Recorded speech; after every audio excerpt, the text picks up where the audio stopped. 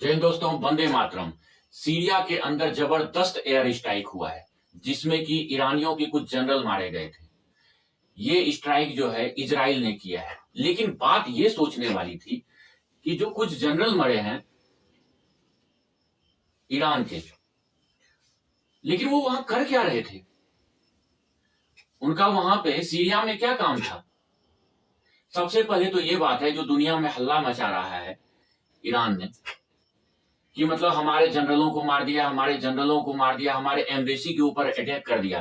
तो उसके बारे में सबसे पहले आपको बता दूं कि एम्बेसी के ऊपर इजराइल ने अटैक नहीं किया है। जो सीरिया में एम्बेसी है ईरान का, वहां पे उस एम्बेसी के ग्राउंड में एक होटल टाइप में, 5 स्टार होटल टाइप में मकान बना हुआ था, उसके ऊपर अटैक किया इजराइल ने। और जब एक मिसाइल गिरता है, एक बम गिरता है, तो उसका छीट फूट, जो बम का जो बारूद होता है वो बगल अगल तो जाता है, तो थोड़ा सा हिस्सा जो है एम्बेसी का भी ढह गया। आपको ये पता होना चाहिए कि जो 7 जनरल टोटल वहां पे मरे हैं, और उनमें से जो 7 जनरल में से जो टॉप मोस्ट जनरल थे वो हमास के शूरा संगठन के टॉप मेंबर थे। भाई, फिलिस्तीन का जो हमास आतंकवादी संगठन है, उसके शूरा मेंबरशिप के टॉप कमांडर आपका क्या कर रहा है जनरल? कहां फिलिस्तीन, कहां ईरान? ईरान की ये पहले से पॉलिसी रहा है कि जितने भी आतंकवादी संगठन हैं इनको इजराइल के ऊपर लगा दो, आतंकवादी अटैक करवाओ और खुद पीछे से फंडिंग करते रहो और मजा लेते रहो। लेकिन इजराइल को सब पता है, वो तो जुगाड़ खोज रहा है शुरू से ही कि ईरान को किस तरह मारूं मैं। कुछ साल पहले आपने देखा था कि उसका सुलेमान नाम का जो जनरल था, उसको सीधा हवाई अटैक करा के ड्रोन से मार दिया था। ईरान कुछ भी नहीं कर पाया था। हमास आतंकवादी, हुती आतंकवादी, जितने भी आतंकवादी संगठन है, उसको ईरान जो है फंडिंग कर रहा है और अटैक करवाता है। क्यों करवाता है? इजराइल से तुम्हारी क्या दुश्मनी है? तुम्हें मालूम है कि अभी फिलिस्तीन, जिसके पीछे पूरे वर्ल्ड के मुस्लिम झंडा लेके खड़े थे, ईद में जश्न मना रहे थे, फिलिस्तीन ने ये कर दिया, वो कर दिया। गाजा शहर में इजराइलों ने क्या क्या देखा? इतिहास के पन्ने में सिर्फ ये दिखाया जाएगा कि इजराइल वालों ने क्या किया हमास के ऊपर गाजा में, लेकिन ये नहीं दिखाया जाएगा कि इजराइल शांत में बैठा हुआ था, उसके जश्न मना रहा था, और उसके ऊपर आतंकवादी अटैक करके 500 से 1000 मिसाइल का अटैक करके उनके 1200 आदमी को मार दिया, और कुछ 100 से ऊपर आदमी को कब्जा में लेके उसको छुपा के रखा है। भाई, इजराइल है वो घुसा, उसने 36,000 आदमी को तो वहां मारा है पहले गाजा में, सीधा सफाया कर दिया है। 9,000 आदमी तो लापता है। आज के डेट में गाजा के अंदर कब्र में डालने वाला कोई नहीं बचा हुआ है गाजा पट्टी के लोगों को। ईरान ने इन लोगों को चढ़ा दिया आतंकवादी संगठन को, और सोचा मैं फतह हासिल कर लूंगा इनके ऊपर, इजराइल के ऊपर। लेकिन वो इजराइल है, वो वर्ल्ड में किसी को नहीं मानता है। वो जब उसका एक आदमी भी मरता है ना, तो उसका वो प्योर बदला लेता है। वो तो चाहता है कि तुम अटैक करो इजराइल के ऊपर। अगर तुम 100 मिसाइल मारोगे ना वहां पे इजराइल के ऊपर, तो इजराइल में आयरन डोम है, उसमें से 94 मिसाइल जो है तुम्हारा वो नष्ट हो जाएगा। 6 ही मिसाइल, वो भी कम चांस है इजराइल के ऊपर गिरने का। लेकिन अगर इजराइल तुम्हारे ऊपर 100 मिसाइल दागेगा, तो तुम्हारा जो तेहरान है ना राजधानी, उसका नक्शा चेंज हो जाएगा। वर्ल्ड मैप में पता भी नहीं चलेगा कि ईरान में तेहरान नाम का कोई सिटी था या कोई राजधानी था। तुम अपनी फौज को भी बोल दोगे ना अटैक करने के लिए इजराइल के ऊपर, तो उसके बीच में बहुत सारे अरब देश आते हैं, और तुम दोनों देश के बीच में लगभग 12 से 16 देश का नेवी डिप्लॉय है। ये तुम्हें कच्चा चबा जाएगा। अच्छा, इसमें भारत का एंगल देखिए। भारत कभी नहीं चाहेगा कि ईरान जो है उसके इजराइल के ऊपर अटैक करे। क्यों? क्योंकि भारत का जो कॉरिडोर बन रहा है मिडिल ईस्ट होते हुए यूरोप तक का, समुद्री साइड से, उसमें ग्रहण लग जाएगा, और ऐसा ग्रहण लगेगा कि पूरा प्रोजेक्ट बंद हो जाएगा। चाइना भी यही चाहता है कि भारत का जो कॉरिडोर का बन रहा है उसमें ग्रहण लग जाए और बंद हो जाए। इसलिए भारत जो है कभी भी नहीं चाहेगा कि युद्ध हो वहां पे। लेकिन इजराइल चाहता है कि ईरान को हम नष्ट कर दें।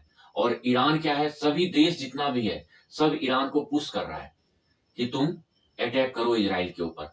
और ईरान ने अभी कसम खा लिया कि हम अटैक करेंगे। अमेरिका ने इजराइल को अभी अवगत कराया है कि तुम्हारे ऊपर अटैक होगा। सीधा अटैक तो ईरान कर नहीं सकता है, किसी ना किसी आतंकवादी संगठन हमास, हिजबुल्लाह या हुती के थ्रू बम ब्लास्ट करवाएगा इजराइल में, और उसे पूरे देश में फैलाएगा, पूरी दुनिया में फैलाएगा कि ईरान ने बदला ले लिया। अरे तुम क्या बदला लोगे, वो सीधे मार रहा है और तुम छुप के करोगे। और तुम छुप के भी करोगे ना, तो इस बार गाजा का तो हालत देखा ही, पूरा मिट्टी पलीत कर दिया है। अब सीधा तुम्हारे ऊपर घुसेगा और तुम्हारी वो स्थिति कर देगा जो तुम रूस को ड्रोन भेजते हो ना, और बड़े बड़े मिसाइल बना रखे हो, पता भी नहीं चलेगा कि तेहरान नाम का कोई राजधानी था। वो हालत कर दिया जाएगा वहां पे। लेकिन इजराइल इजरायली से कभी आप मिले हो? नहीं मिले हो। इजरायली और इजराइल देश ये सोचता कम है, एक्शन ज्यादा करता है। पहले ये बम मारता है, उसके बाद सोचता है कि रात में बैठ के फिर इसके ऊपर सोचेंगे क्या करना है। लेकिन पहले इनको नस्ते नाबूद कर दो, इनकी हस्ती मिटा दो। इजरायली जो होता है ना, शांत रहता है, पढ़े लिखे होता है, वो बोलता कम है और घुस के ज्यादा ठोकता है वो। और इजरायली ऐसा ठोकेगा ईरान को कि ईरान जो है ना, जो बोलता है ना इरिटेट करेंगे उसके ऊपर, इजराइल के ऊपर, हम बम बरसा देंगे, परमाणु बम फेंक देंगे। तुम्हारी औकात नहीं है जो तुम परमाणु बम फेंक दो उसके ऊपर, और ना ही तुम फेंक पाओगे, सिर्फ फरफरा के रह जाओगे। जब चींटी लास्ट में मरता है ना, देखना पंख लग जाता है उसको, और फरफरा के वो मर जाता है। सेम कहानी ईरान का होने वाला है। सब देश मिलके इसको पुश कर रहा है कि तुम उस पर अटैक कर दो, और वो, लेकिन साहस नहीं हो रहा ईरान का अटैक करने का। अभी जो इनके 7 जनरल मारे गए हैं, उनमें से जो टॉप जनरल थे, वो हमास के शूरा काउंसिल के टॉप मेंबर थे। सेकेंड जो मोस्ट थे, वो हिजबुल्लाह के टॉप मेंबर थे। तीसरा जो इनका टॉप जनरल था, उसमें वो हुती संगठन का टॉप मेंबर था। मतलब इनके सातों के सातों जनरल वहां बैठ के पूरे देश दुनिया में आतंकवादी संगठन चला रहा था। ये इजराइल को पता चला, और इजराइल कहां रुकने वाले थे। अब ईरान जो है बस ये चाहता है कि तुम कितना मारोगे इजराइल के बारे में। हमास को मारो, 10,000 मारो, 50,000 मारो, 10 लाख आदमी को मार दो, हम फिर पैदा कर देंगे। क्योंकि पैदा करने की कोई सीमा नहीं है इनके बीच में, उतने आतंकवादी पैदा कर देंगे। लेकिन इजराइल ने भी समझ गया कि हम कितनों को मारेंगे, जब तक इनका रीढ़ की हड्डी हम नहीं ठोकेंगे, नहीं तोड़ेंगे, तब तक ये खत्म होने वाला नहीं है। और रीढ़ का हड्डी कौन है पूरे आतंकवादियों का? ईरान।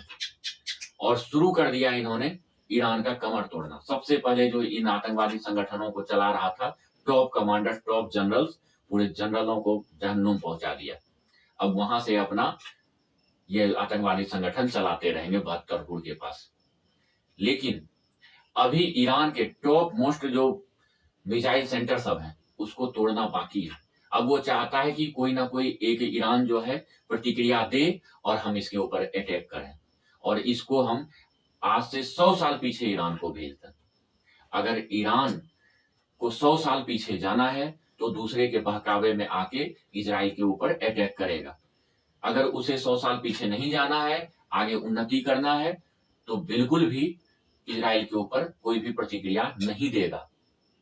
जैसे गाजा पट्टी का हाल हुआ, सेम तेहरान का हाल हो जाएगा, ईरान का हाल हो जाएगा। और उसके बाद जैसे यूक्रेन हाथ मलते रह रहा है, उसी तरह ईरान के पास भी कहीं जाने का कोई चारा नहीं बचेगा, और पूरे दुनिया तमाशा देखेगा। धन्यवाद।